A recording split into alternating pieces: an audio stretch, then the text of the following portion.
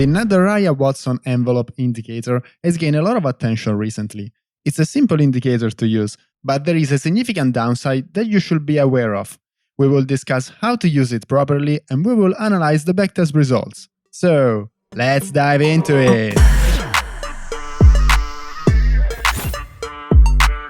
Open the Indicators tab and type Nadaraya-Watson envelope. And we will choose the first one by LuxAlgo. Once you load it into the chart, the indicator itself is really simple. We have two bands, lower bands and the upper bands. The first thing that catches our eyes is that these bands act as a support and resistance.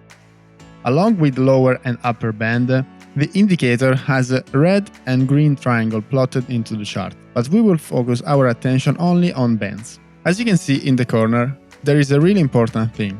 Repainting mode enable. But what is repainting?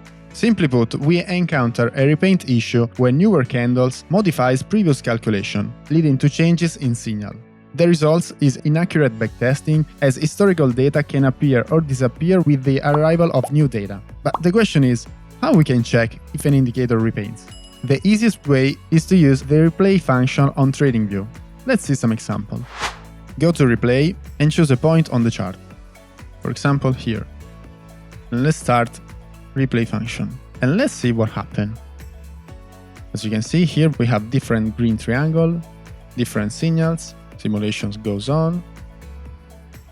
Okay, if you remember here, we had the three green triangle that now are just disappear. As the prices goes on, so we have new candle, the previous signals disappear. So what's the problem? Is that, for example, if here there is a red signal, our strategy script will enter in a short position. But the problem is that it's like having a temporary signal rather than a confirmed signal.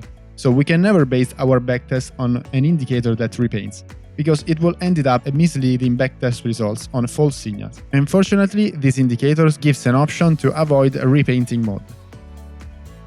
Considering how price reacts to this kind of indicator, I decided to create a reversal strategy based on the strategy builder, which you can get access by joining on Patreon.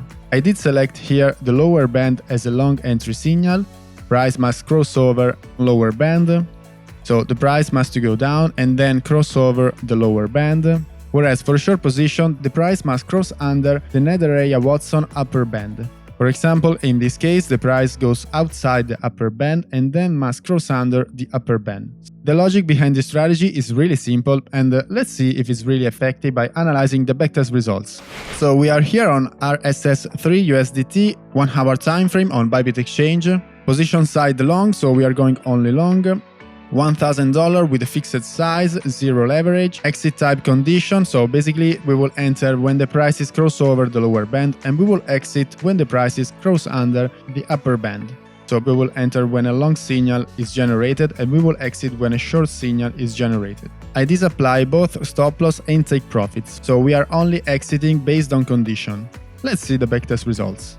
As you can see, the equity is pretty good. The only downside of this backtest is the number of total closed trades, which is 81. I will try to test it with deep backtesting, but we still have 81 trades. Net profit 233%, percentage profitable 70.37, 2.28 profit factor, 35% max drawdown, average trade 2.89, daily profit 0.34% and 3.94 net profit / drawdown. We are backtesting about 2 years of charts.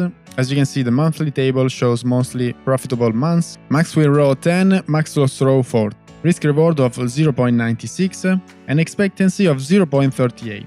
As you can see from the max win rate and max loss trade, we have a really large number, so 30% max win trade and 34% max loss trade. We didn't have custom exit, so both stop loss and take profit are disabled. In fact, if we check some trades as an example, we have good trade because we didn't cut profit, but we are not cut the losses, so it's a really risky management. Considering the risky settings that I use with this kind of backtest, I try to do some backtests with a more responsible risk management. Entry signal will be the same, only long position, strategy is exactly the same, order size $10,000 with a fixed amount, 3x leverage, 0.06% commission as for the previous backtest, position custom, so we are only using this stop loss and take profit section, 2% stop loss and 1% take profit with 4%. Here I leave a 50 because when you set here 1 take profit, quantity is always 100. Let's see the backtest results. As you can see guys, the equity is much better than the previous. Of course, when you use a stop loss and take profit based on percentage, it's reasonable to have a more steady equity. In fact, as you can see here, we have max loss trade 2.24% and max win trade 3.97%. Net profit 227%, 162 total trades, percentage profitable 43.21%, profit factor 1.38, max drawdown 25.7%, average trade 0.47, daily profit 0.80%, net profit / drawdown 4.42%. We have only 3 losing months and the other months shows really good results. Max win trade 4, max loss row 6, risk reward 1.82 and expectancy of 0.22. I don't know you guys, but I would prefer this kind of settings because of this steadiness. Yeah, we have a win rate which is a half of the previous, but we are in control of our risk. If you want to use this strategy builder, you can join on Patreon. You can find the link in the description down below. If you want to see other settings and how to use it, you can watch this video right here.